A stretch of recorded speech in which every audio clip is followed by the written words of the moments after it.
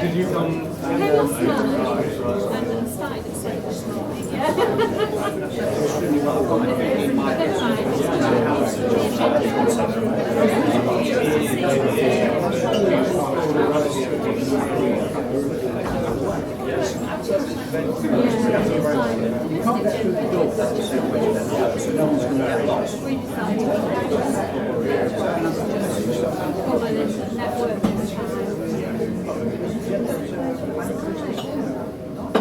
No, that was one we did tomorrow.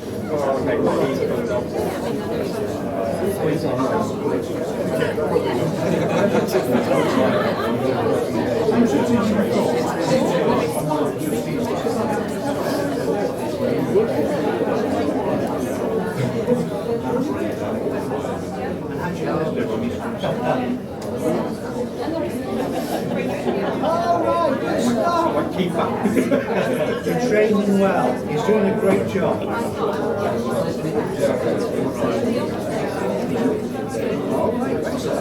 Thank you. You're our DNA there. Really pleased to meet you. Well, we're standing on the shoulders of giants. One of the giants. And how are you? All right. Yeah, great.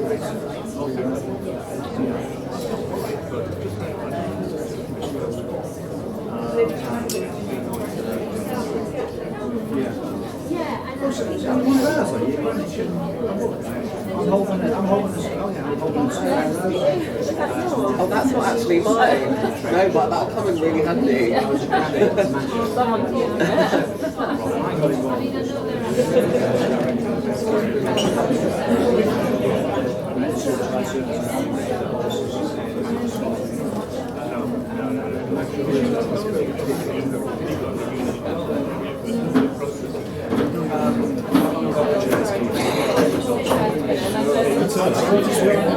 Asking for more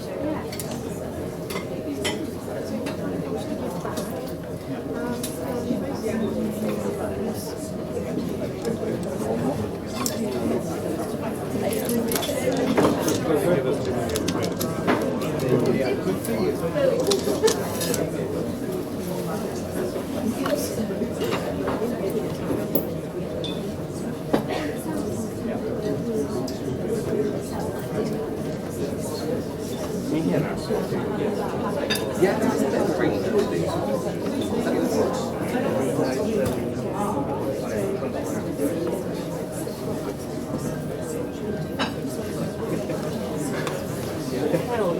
It's not over there in that black bag, is it? Might be on Logan's going. It really is. This is my bag. Just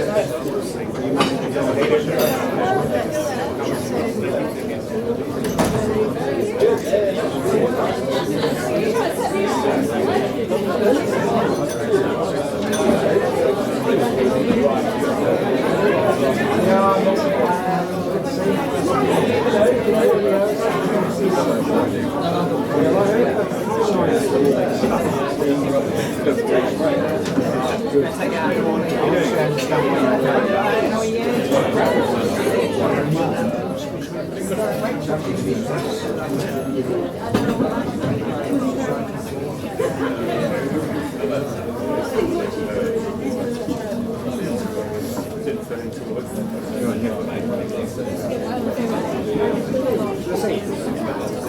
yeah, she said she was down.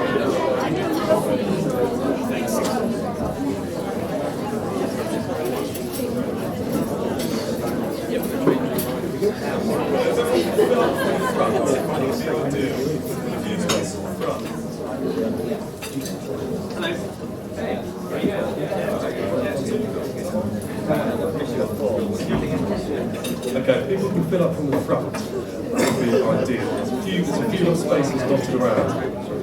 So if anyone standing at the back would like to sit down, there are spaces around.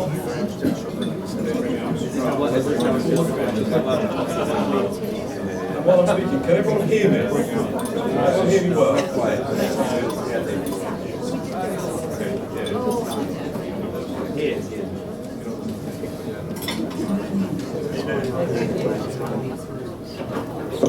And are we all set with the live stream, CSJ team? Thumbs up. We're live. Thumbs up, excellent, good to go. Okay, well, good morning, welcome everyone. Thank you all for coming. It's great to have you here. I'm really excited that we're going to be discussing one of the key issues facing the country at this time. That's problem debt in the UK. Now, when the CSJ first started looking into this issue, back in 2005, I confess I was still at school. I hadn't yet had the dangerous temptations of the overdraft in front of me, and all the frustrations of student finance that I'd suffer some years later. But there we are. Anyway, casting our minds back to 2005, the CSJ carried out a national poll with YouGov, and we asked the country, what do we think are the most pressing social issues of today as a nation? And the number one issue that came back in 2005 was problem debt.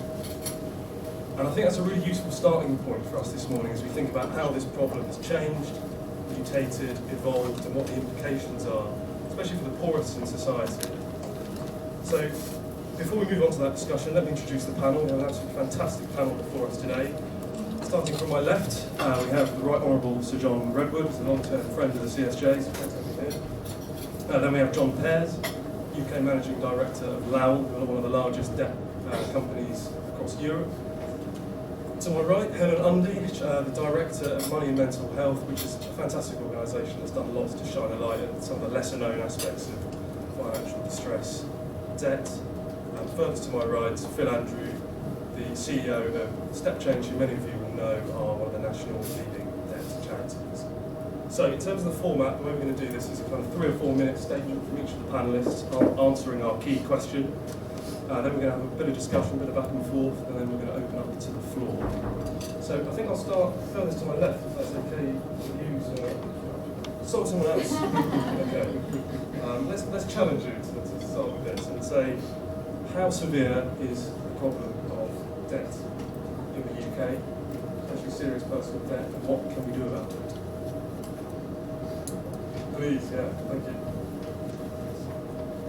My local Citizens Advice Bureau tells me that debt problems are usually the most numerous category of problems they see in relatively affluent culture. And within that, the most common and difficult set of debts relate to council tax. And I think that is understandable. People who are under pressure because their incomes are too low, because their financial commitments are quite considerable to live in an expensive part of the world, see the council tax debt as the one they don't really want to have to meet. And it is different from the others because you don't actually get anything at the point where you pay the money, whereas obviously if you go to buy food, you won't get food unless you pay the money at the point where you buy the food. And if you need to pay the rent, you understand that the landlord has got ways of eventually evicting you if you fail to pay the rent. So council tax tends to less highly prioritised debt. But of course, councils have limited powers in the state. There's more existing ways of getting paid than the private sector. So it is that issue which often comes to the fore and reveals the strength interest in budgets. I think Dickens had it pretty well with his character of Mr. Corber. Couldn't control his own outgoings and ended up too much like himself.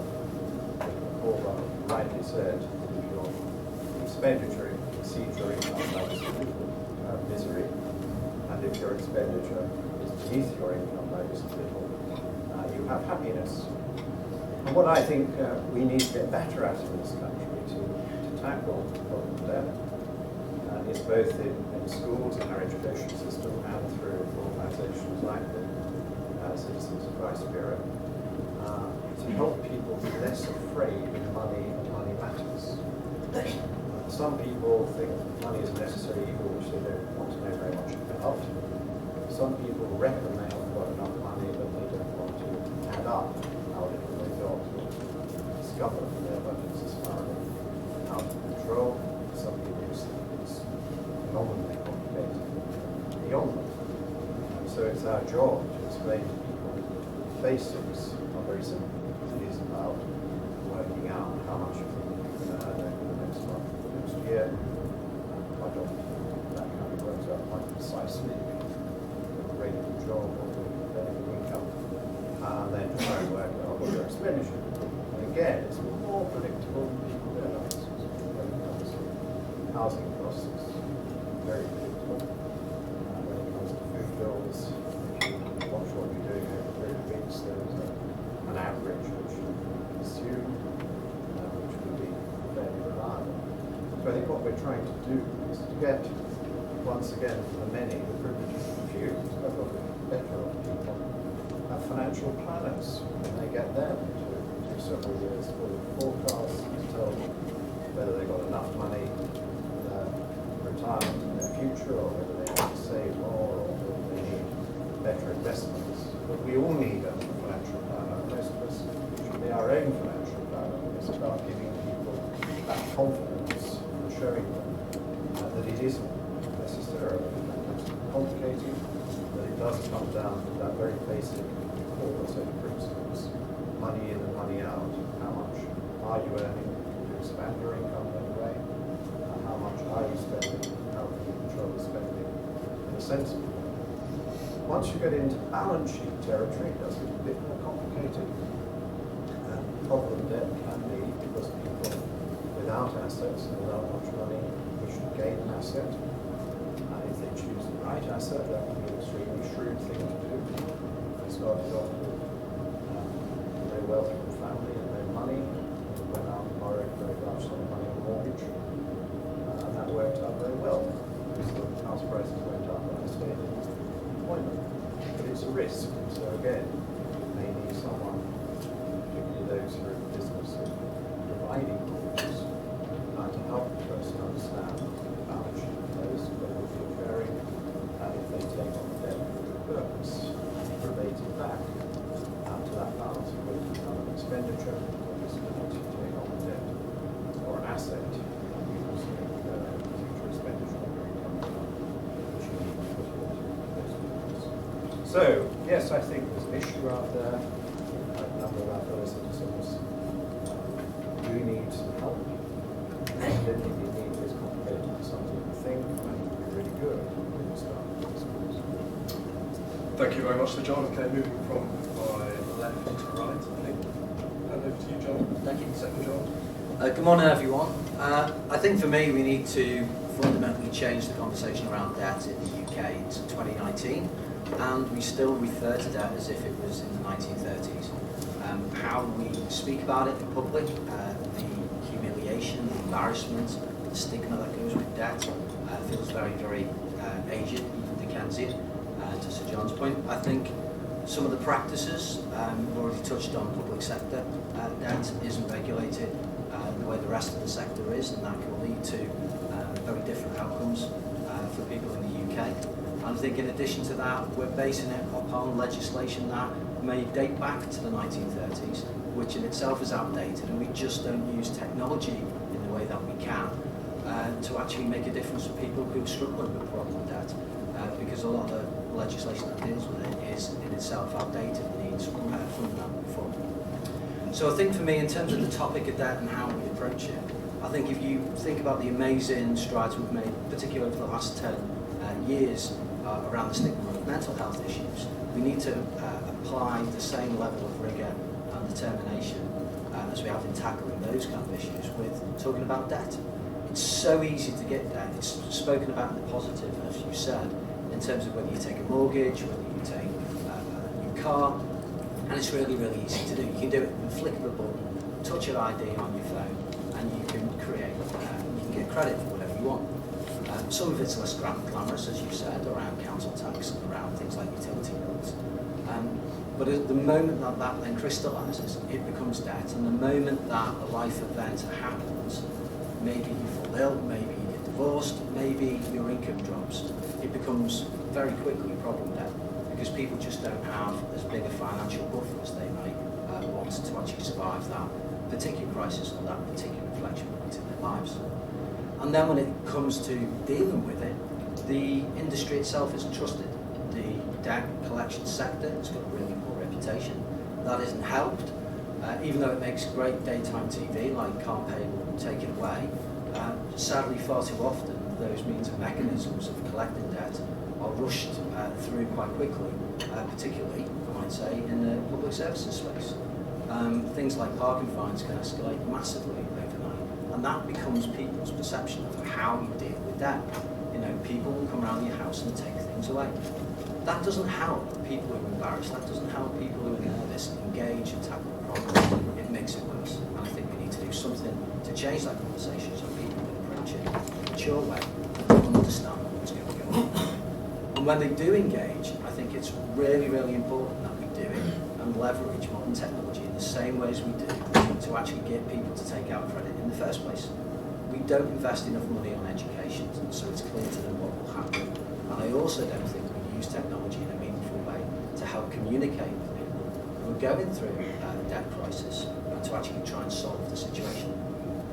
Even today, we're still reliant upon the 1925 Property Act to actually deal with people who have their debts moved on. You have to physically write 8 pages of legalistic verbiage that goes out to people who are already embarrassed, are already struggling, and it makes no sense to them, and it disconnects with them. And from my perspective, just being able to send it out the same way as they took out credit in the first place will make a fundamental difference, and it will ease it. If we use technology in the right way, we can actually make solving your problem with debt a better experience. It's never going to be great, because at the end of the day, it's a very problematic situation for people to be dealing with. We don't make it easy. So I think there's 3 ways we can make a difference. I think we should change the conversation full stop. I think we should make sure that we've got better regulation, better oversight of all of the sector to improve its reputation and its trust. And I think thirdly, we need to make sure we radical reforms of outdated legislation. That means we can't talk to people like that the right way. Great, thank you very much, John. And I'll move on to my right now. Thank you very much. So, Money and Mental Health, for those who don't know us, we're a research charity. We're here to better understand and tackle the link between financial difficulty and mental health problems.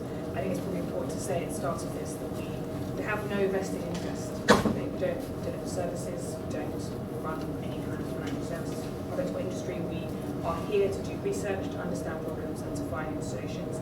And the kind of essay question set by Joe for us was, how severe is the UK's debt problem? And I wanted to tie it back to people rather than to financial numbers to start with. Because for me, the headline that we should all be focusing on is there are 100,000 people in problem debt in England every year who attempt to take their own lives. And I say in England because that's where the figures are reliably collected. It will be significantly higher across the UK. 420,000 people in problem debt every year in England consider suicide. And that is 3 times the rate of people who are not in problem debt. Even when you control for factors like employment, traumatic events, gender, age, you're still twice as likely to consider suicide if you're in problem debt. So there is a very specific relationship between problem debt and suicidal feelings that needs to be at the heart of this debate, because ultimately we can talk about people's bank balances and we can talk about people's sustainable living, but there is nothing more black and white than talking about those suicide figures, which for me is why this is really important to fix. And actually, you can see really clearly in the research, and one of the things that I'm sure actually it comes out really strongly in some step changes figures, is around people with multiple debts, and that is an increasing problem. And as people have more debts, their likelihood of considering suicide goes up exponentially. So if you have 5 debts, we know that you are much more likely to consider suicide than if you have 1 or 2. And we've done some research to unpick why that is, and to unpick what it is about the relationship between problem debt and people's feelings and kind of thoughts of hopelessness about the future. I should say that suicide is always complex. There is never a single reason why somebody decides to take their own life or considers it. But that doesn't mean we can't explore the causal relationships where they exist. And there are both long and short-term relationships that are attached to problem debt. And one of them is persistent low income. So I agree with other panelists that education and stigma are really important. Fundamentally, if people don't have enough money to live on, then taking away the stigma and increasing people's ability to manage it can only go so far. So there is a big question remaining about how we ensure that people have enough money to live on.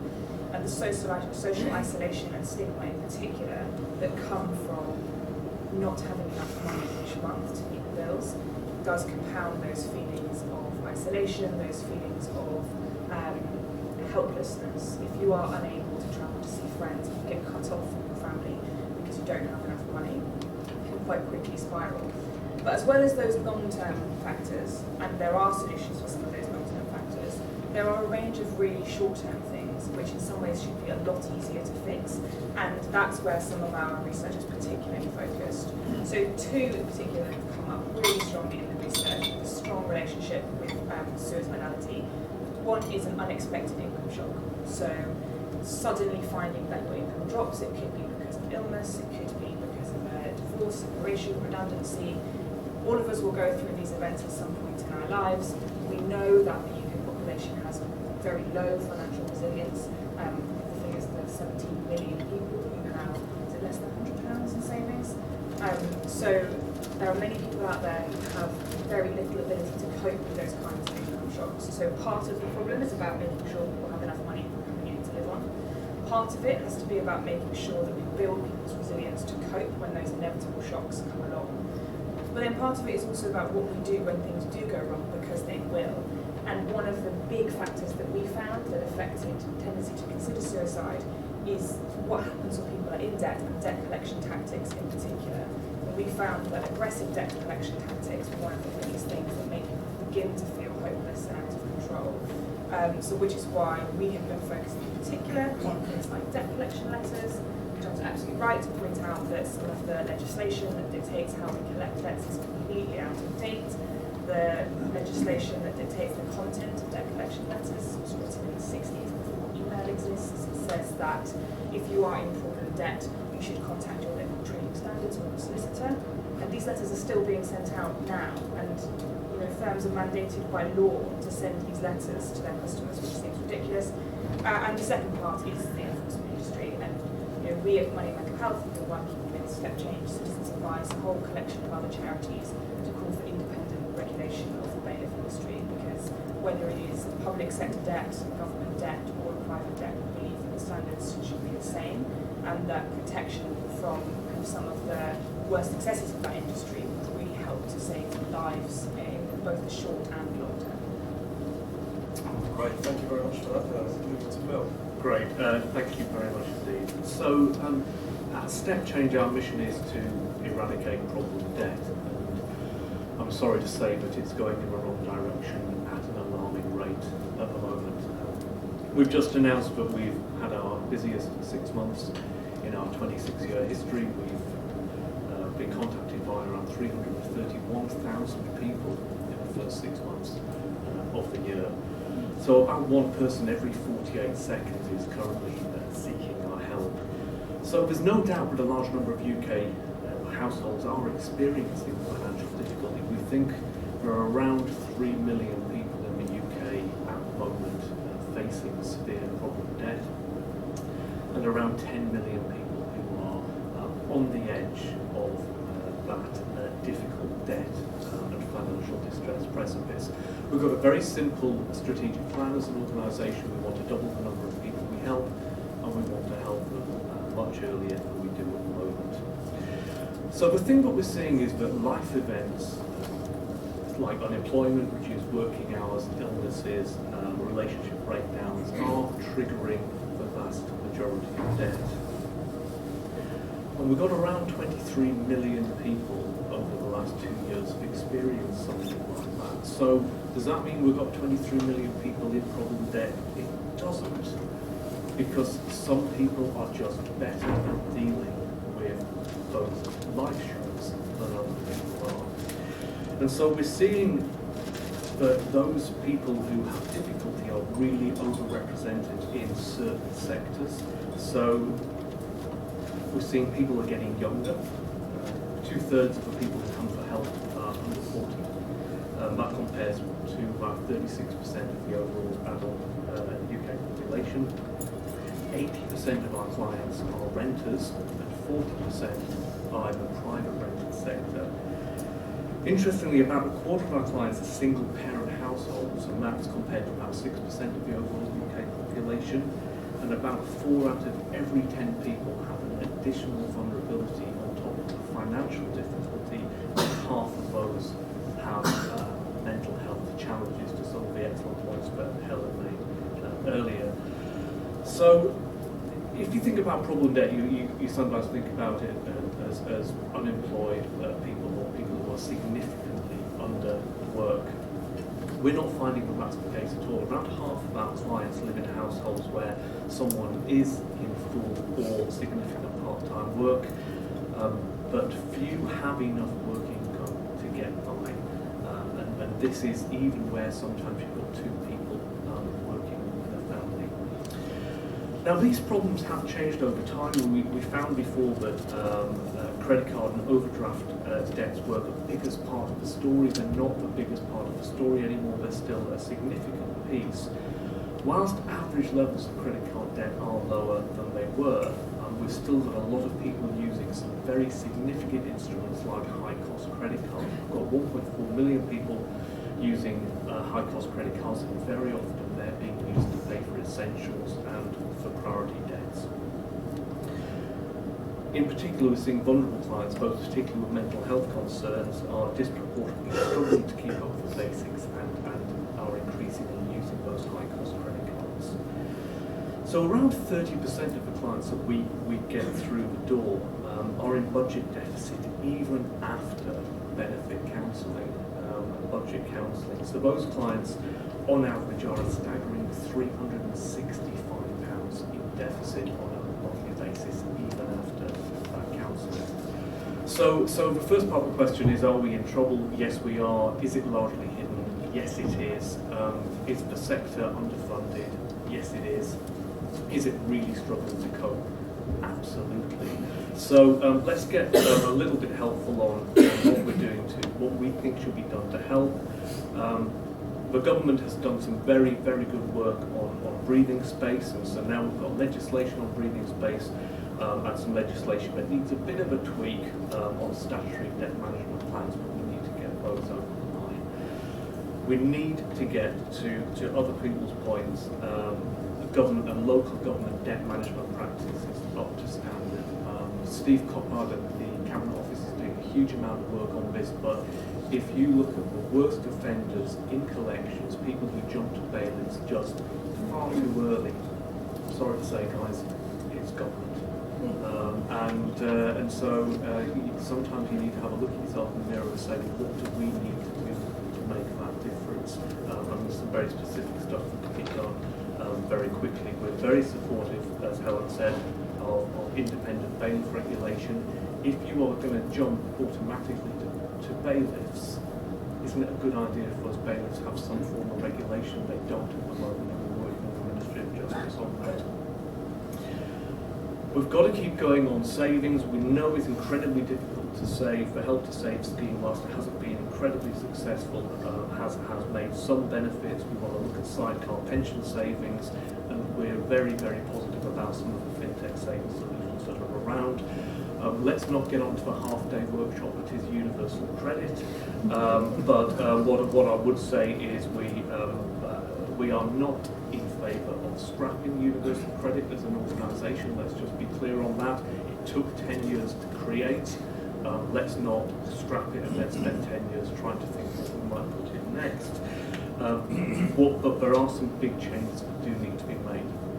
The 5-week wait must be dealt with. It's causing financial hardship all over the place and needs to be dealt with. Rent payment and debt deduction provisions must be dealt with, and we've got to improve the adequacy of local housing allowances. At the moment, there isn't a spectrum of credit that you can take as an individual. You can either go on to social funds through DWP, or you jump to high cost credit really quickly. So we're absolutely delighted that the Treasury are looking at no interest loan schemes. We think that's a deeply positive piece of work, and that's great. We do want to reduce the pressure on household budgets, improving fuel affordability, and we would like to see the extension of the home discount to a wider group of people. And then more generally, over the next Parliament, and what we would like to see is some longer-term solutions to reduce debt vulnerability, a thorough policy review of the system of safety nets for households against income shock, concentrating a bit more on single parents, a bit more on those in vulnerable circumstances, and a lot more on adults under 40. So, in summary, we want to be able to help everyone who needs it, but we need more money to be able to do that. We want to be able to help them earlier, but we need full engagement from the banking and financial sector on that, and we want to push harder on some of these practical interventions. Great, thank you very much, Phil. Well, there's lots of areas of consensus emerging there around things like debt collection practices, like outdated legislation. But I'm going to focus on the areas of disagreement, because that's much more fun. And so let's see if we can tease some of those out. I mean, I thought the Mr. McCorber sort of analogy was really interesting. And I want to ask maybe this side of the panel first. How, is that applicable? How much is kind of individual responsibility and restraint an important factor in kind of helping people out of debt? Does that need to be a bigger part of the conversation? I can kick it off. This concept that people who are in financial distress just need to get a grip of themselves and stop being so extravagant with their spending structure is largely a vexatious argument. We don't buy that at all. We hardly see anybody coming through our doors who's just had a massive blowout and then is attempting to throw themselves on the steps. It hardly happens. You get one or two, but it's incredibly rare.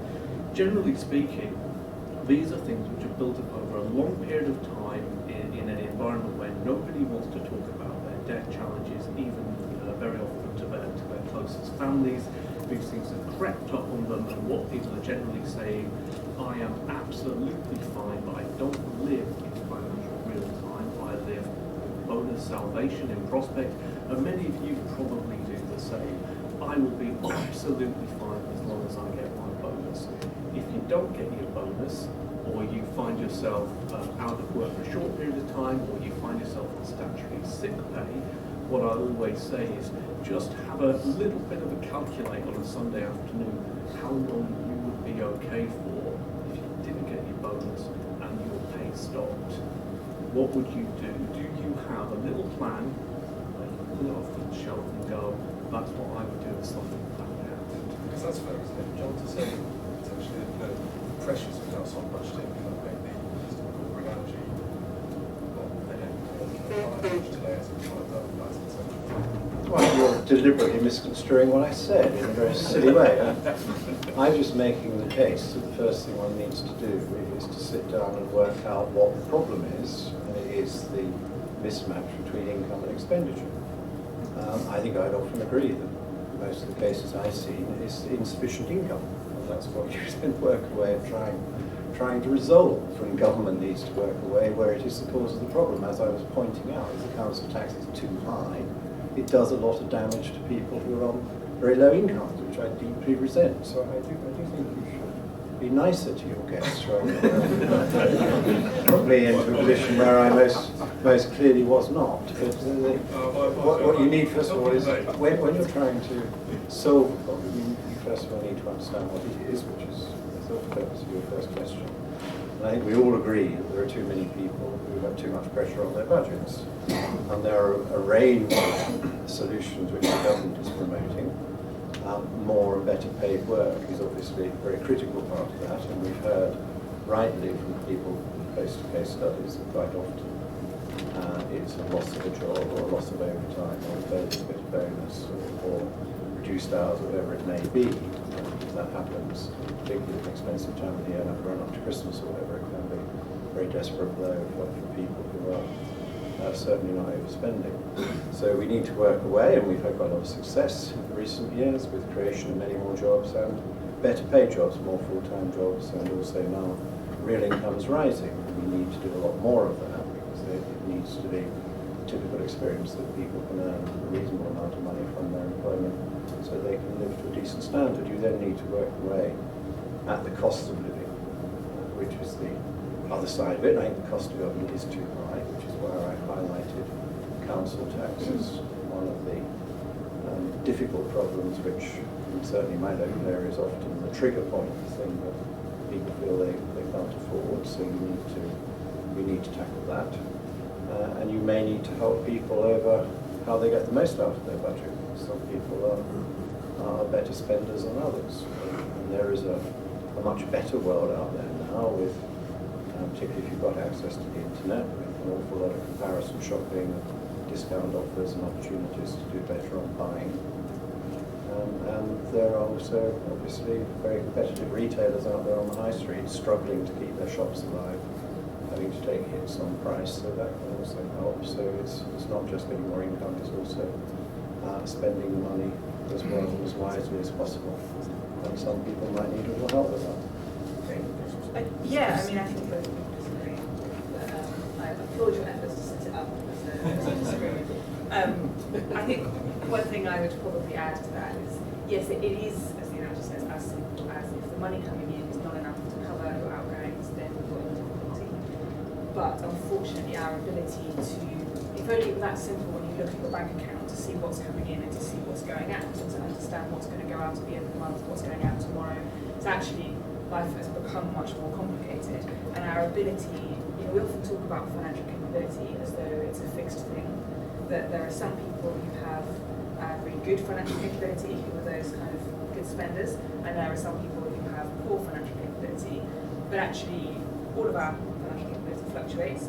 You have a really stressful couple of weeks at work, you probably noticed that the post didn't go in a couple of weeks, that you didn't tackle the bill that came in, you wait until things get a little bit calmer, because for everybody, our capacity to deal with those things depends on what else we're dealing with in our lives.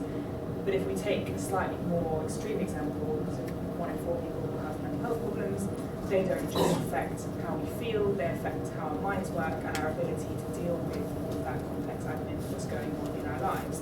So they affect our ability to weigh up complex information, to remember the details of things that we've been told, to shop around, to navigate a market. So our financial services markets, the way our kind of insurance industry works, our energy market works, you can get really good deals if you're a really good consumer, but being a really good consumer takes a lot of time, effort and energy that not everybody has in their lives. And Citizens Advice have done some fantastic work recently, raising a super complaint to the Competition and Markets Authority about the idea of the loyalty penalty, which is that consumers who don't, and often because they can't shop around the products and services, pay an enormous penalty for not being able to do that. And there are things, ultimately, that our markets for services are man-made. There are things that we can do to shift the way that they work to make sure that there isn't, at the moment, this redistribution effect where people who are least able to be those really savvy consumers pay the most for their products and services, which funds the deals that other people get when they take out a current account and they get £100 cash back. Often that's being paid for by the charges that were levied on overdraft for somebody who can't manage their money so well. So yes, absolutely right, there are some benefits of being a really good consumer, but we just need to make sure we're thinking really hard about who is classified as a good consumer and how we support everybody to be able to get access to those kind of benefits. Okay, so what's going on there? John, how does that chime with the experiences of your customers? I think we have about 6 million customers who've gone through that cycle whereby, by and large, their budgets are marginal. best as they go through life. And I think people just naturally want to try and maximise their income and their expenditure kind of profile as they go through. And the bit they don't plan for is the bit that happens for everyone. Something happens, and it's the buffer and it's that financial resilience I think that gets in the way. But my issue is when it does get in the way, whether it is divorce, whether it's just a brief loss of income, it could be you didn't get the bonus, it could be your hours have been dropped for whatever reason. And all of a sudden, that expenditure starts to tip over. And I think because people see themselves as a unique case, they don't see that wider problem debt out in society. They think that it's just them, they're an individual. I was actually speaking at the weekend to a friend who luckily went to step change because he got to the point, even though he had a good job, he was in the civil service, he was on a train on a hot day, couldn't afford a drink. And he reached out to step change. And the conversation was, I understand that I might not be like your normal customer, because I've got a full-time job, I'm working, I've got a family, and I'm sure everybody else doesn't get themselves into this mess. And he thought he was so unique. The lady on the phone changed his life because she sorted it out. He suspended the interest on the loans he had, he made sure that he got help and good advice. But the issue for him, it took him about a year to actually pluck up the courage to address it, is because he thought he was unique. He didn't think he was one of the millions of people in the UK suffering from the same situation. And because that conversation around debt is negative, because it's a problem, because people are told that you should be able to cope with it, that just builds up the pressure and stops people engaging in it. And as Phil knows, the earlier you engage in it, the more you change the conversation to normalise it and make sure people know there's help. The quicker they get help, the better the experience is. And I think that's the bit that focuses on the fact that why people think they're exceptional when we get into this situation. And that clearly plays into the stigma aspect as well, doesn't it? And I think the way you communicate around it, how it's touched on from a mental health correlation with problem debt, it is high. And I know for a fact that a lot of people who are suffering from mental health conditions don't like to phone. They don't like to use the telephone. But time and time again, when you look at a lot of the help that's out there, the advice that's available, the first contact point that people push is, please call us, please ring us, please speak to us. And for some people in society, that's the worst thing they can think of. It's not only having to deal with a really gnarly subject like debt, but actually to phone somebody and to have a conversation about the subject scares them. And it just adds to the stress. And I think for me, we've got to have much better ways and mechanisms for people to deal with it, which use the same technology that got people that credit in the first place. But it changes as soon as it goes from credit to debt. Well, I'm conscious of time, and despite the outbreak of consensus on the panel, maybe we can take some questions from the audience. Okay, wow, lots of hands going up there. Where are the mics? Got mics travelling around. Let's go to this lady down here in the aisle on the left first, and then to this gentleman who stood here on the left-hand side. I'm going to take questions in twos, so if you keep your questions short, concise, and with a question mark at the end, that would be fantastic, and then we'll cram as many as possible. So to this lady first, please. Okay, Dawn Stowe about the Christians Against Poverty. So we're a debt advice agency helping some of the poorest and most vulnerable in our society. With an average family income of 12,500 and on average 3 vulnerabilities plus financial hardship, the complexity in people's lives and the challenges they're facing and the way in society we seem to think people should engage. I guess what my question is, and you've all mentioned it, but how do we change the public's perception of people in debt? That, that is what's stopping people coming forward. It's the shame and guilt that we hear time and time and again, and people don't think there's anybody that can help them. How do we change that public sector, public view? Great, that's fantastic, thank you. And to this gentleman. Thanks. Matthew Paul from Carmarthen East and Neville. Phil, you were talking about government being generally one of the agencies which is quickest to resolve failures. And I imagine that for the self-employed, tax debt is a fairly substantial part of debt problems overall.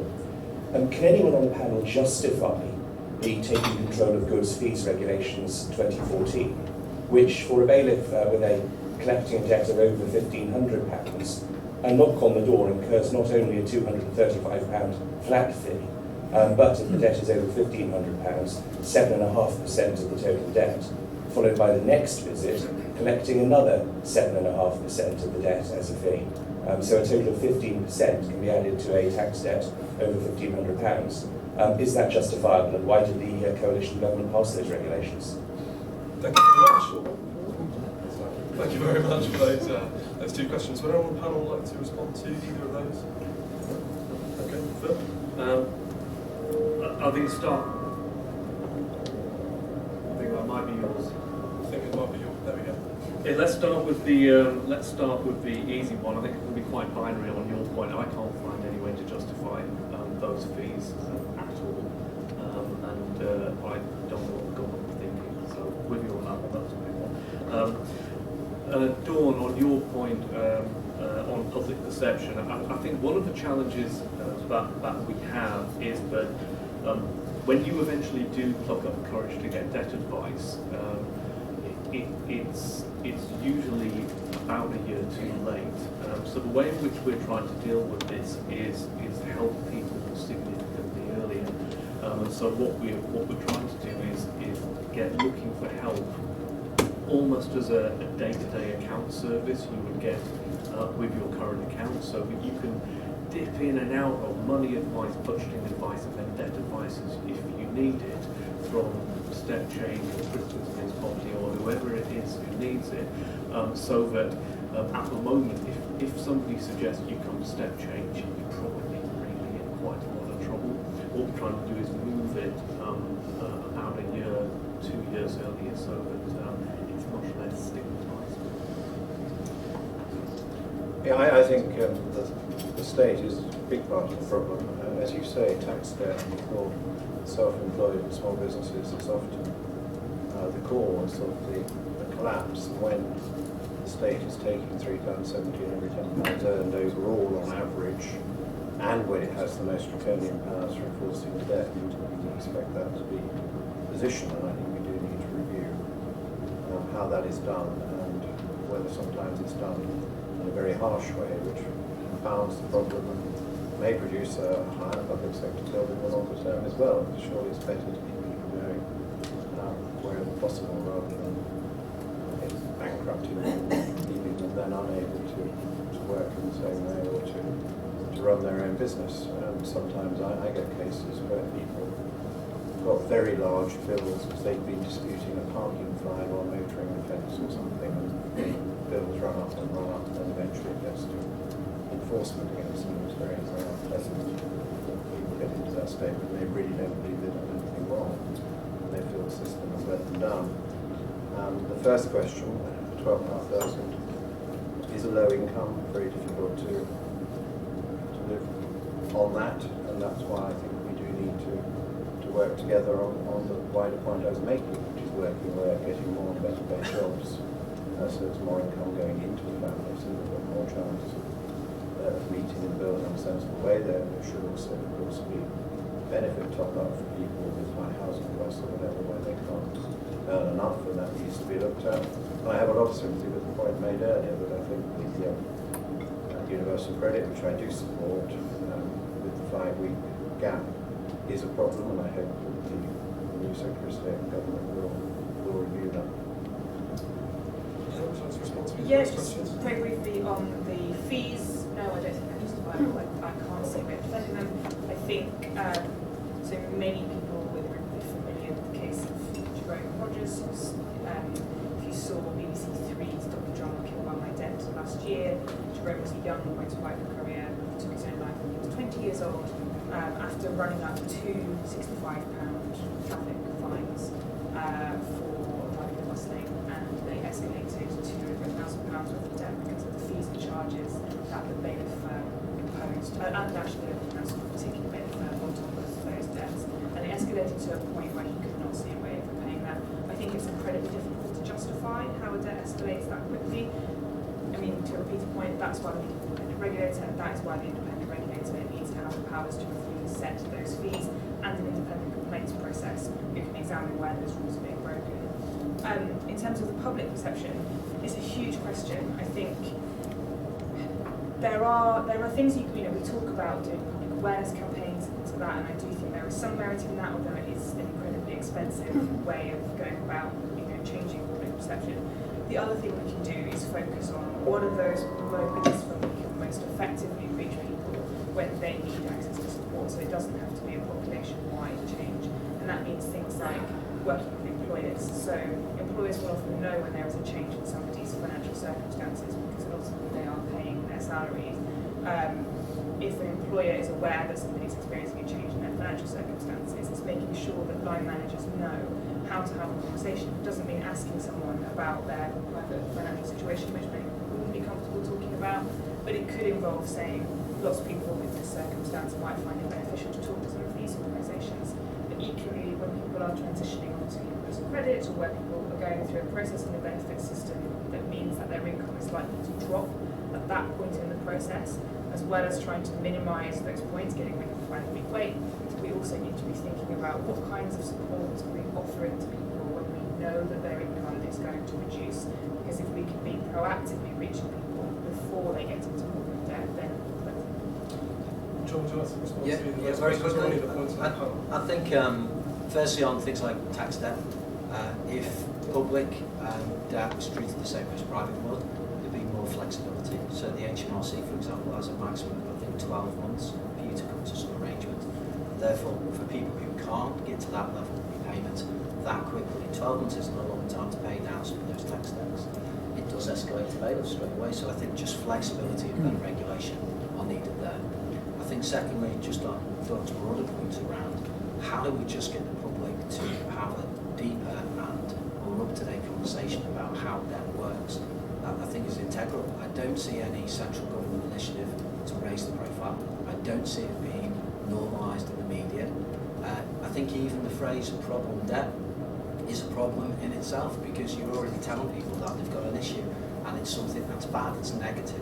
Of course the experience is never going to be great if you have debt, if you are in financial difficulty, but I think every time we talk about it, it's talked certainly in the UK with an aspect of blame, with guilt, with embarrassment. I think we just need to open it up and I have likened it to the conversations on mental health because it's exactly the same. It needs to be an open, wide thing that's accepted, something that happens to pretty much everybody in the UK at some point in their lives they've got to deal with. We have to equip everybody to deal with it much better. I'm going to take another question now, and I'm going to go to that lady's hand shot up there in the glasses, just on the right hand side. So we'll do them one by one. I think it's probably easier, isn't it? So let's have your. You can say where you're from and what your name is as well. Yes, Suzanne Barry from Cabot Credit Management. Is part of the medium-term solution to increase the amount of financial education available to our children, teenagers and students as they go through their education process? Obviously, everyone increasingly, before you mentioned that 2/3 of people in debt are under the age of 40. There's a demographic that's been absolutely hammered by media and social media selling the dream of that holiday, that car, whatever it might be, to help them to make better choices, to understand what their true income position is and therefore how they might make different decisions as they grow older and find themselves in that situation. And also potentially what to do if and when it goes wrong. Thank you very much. Great. So I'm going to be controversial, just to try and spice things up. No, I don't think it is. I think so. Financial education is already part of the school curriculum. It was added relatively recently. Part of the issue is that although it is in the curriculum, there aren't adequate materials and resources for teachers to teach about financial issues. There is a textbook, but it has been funded and distributed by participants rather than by government, which I think is an issue. But while I think financial education has an important role to play, I don't see the evidence that it is the solution to this problem overall. I think providing people with financial education and the information they need at the point where they're making difficult decisions in their lives has a more far-reaching impact than providing it to people when they're 14 or 15. I think there is a role for that in citizenship education in schools or PSHE, but far more impactful would be when young people first transition to university. If they do go to university, we provide them with their student loan in a 3-month chunk. At what other point in your life do you have to manage 3 months worth of income? The only time when you have to do it is the first time you that is a point where we should be providing people with financial education when they're starting university. Equally, when people are first thinking about taking out a mortgage, making sure that there is good information and advice when people are taking out credit products. So building it in throughout people's lives and throughout their engagement with financial services, I think would be a really proactive and encouraging approach. Probably, I was being controversial, probably to add on as well as maybe financial education as well. Phil, do you have anything to add? Absolutely. So just to be controversial, I disagree. With a little bit of what you're saying, still being quite British about this. There's a couple of challenges with education, with financial education. The first one is it's really hard to get it funded because with the parliamentary cycle being, it seems, ever shorter, it's quite difficult to say what you need to do is pump money into this, and don't worry, in 2033 you're going to really see results here. So whenever we've tried to get funding, we find it quite not easy but not too difficult to get funding for crisis debt interventions, quite difficult to get funding for early interventions, and nearly impossible to get funding for financial education. So there's a challenge there which obviously is difficult to fix. The other thing I would say is a very, very specific point is on financial education, we don't necessarily need to invent this from scratch ourselves. There are countries around the world who are doing this well, and I think that the problem that we have at the moment as an education system is that we teach complex maths in simple situations, simultaneous equations, Venn diagrams, etc. What some education systems do is teach simple maths in complex situations, so they teach about financial awareness in terms of banking, in terms of how to work out an APR, in terms of just things that you are actually going to use when you're 16, 17, 18 years. And if we could at least start to change that, so we go from pure maths to commercial maths on at least part of the curriculum, I think it would be in a much better situation. I think we'll take another question actually, shall we? So how about this lady here at the front in the sort of pinkish jacket? Thanks. I'm a doctor, and so I like to hear about the mental health effects. All of you, however, have talked about helping people to help themselves, which is fine for some people, but not everybody can. So the universal credit 5 weeks is one thing, but there's also monthly payments. Some people cannot manage and will not be able to be educated to manage. So how do people with addictions or perhaps hidden disabilities, how can they get some support to actually have their money managed for them to a certain extent, not just be given advice on how to better manage their own lives? Okay, thanks for that. And sorry about the mood lighting, changing that. Okay, there's a question about people not being able to help themselves. How do you respond to that? Yeah, I think I'll start saying I think it's a really great question that I don't think we've got a solution for at the moment. I think generally help's only available in the likes of great advice and help we can get from whether it's Christians Against Poverty or Step Change tends to be at the point at which something's already gone wrong. And I think people who, whether they've got addiction or other issues, I don't know of a service that's proactive enough to actually help guide them through that on a long-term basis. I think the aspiration for Phil and particularly Step Change is to try and move earlier in the journey so there is that intervention before things go bad. And I think the only solution that I can see is more and more of the advice charities in the sector move those conversations to at the point before things go wrong rather than we'd have to leave. You was using the word advice, and I'm not sure that advice is enough for some people. Some people need hands-on help to manage their own. So John, do you have any thoughts on that? People need more than advice? Yeah, but it's very difficult, isn't it? Because people also have freedoms, and unless they're sectioned because they have a clear mental health problem, in which case they're not to take over control and responsibility. We live in a free society where you do have my encouragement and suggestion and so forth, and that people value dependents, who you say that they are living inappropriately. So these people who ask for that help, they don't get it, because it's not there. That's the point where people say, I just want somebody to just give me something that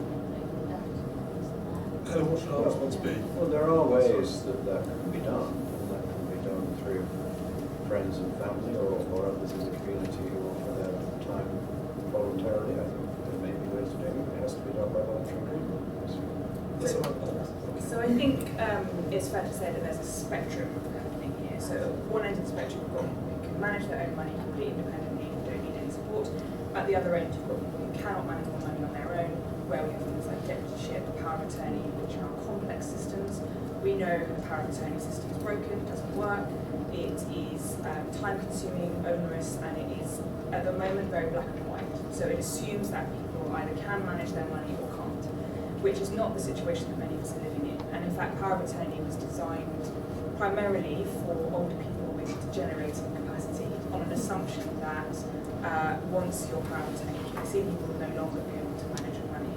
But if we think about how it might work for somebody of my age who may have fluctuating capacity, somebody who can manage their money sometimes, but other times may not be able to, we need systems that are more flexible and that can allow you to share control of some things as and when you want to and not have those control power.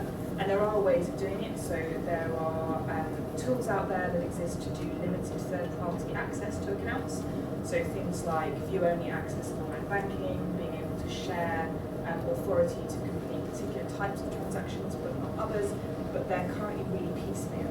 And so we're asking people to shop around in a complex financial market for a product that is hard to find at a time when they're going to struggle. So we want to see more consistency across the industry so that every financial service provider offers flexible third-party access and controls. We also want to see reform of the power of attorney system. I won't go into all of the detail because that would take the rest of our session, but in a nutshell, your power of attorney can be as flexible as you want it to be. It's a legal instrument, you can write anything in there. So I could say that I want Joe to be able to spend £50 a week from my account or no more than that. But as a bank, most banks don't have the technology to be able to implement a really complex power of attorney. So what they do is give blanket control to Joe and say, Joe can do everything on your account, and it's Joe's responsibility, because he is the legal attorney, to abide by the rules that I set. But in practice, who wants to hand over all of their authority to one person just because the bank can't build the system that you've asked for? So that needs fundamental reform. It's definitely possible, and we're working with the Office of Public Guardian on that. But then just on your point about income as well, we believe that the universal credit system should go back to offering weekly and fortnightly payments for people who need them. Not everybody is able to manage their money throughout a month. When people are being given monthly payments, they should have good budgeting support to be able to do that. For some people, it isn't going to work. And we also want to increase access to direct payments for housing, to back to landlords,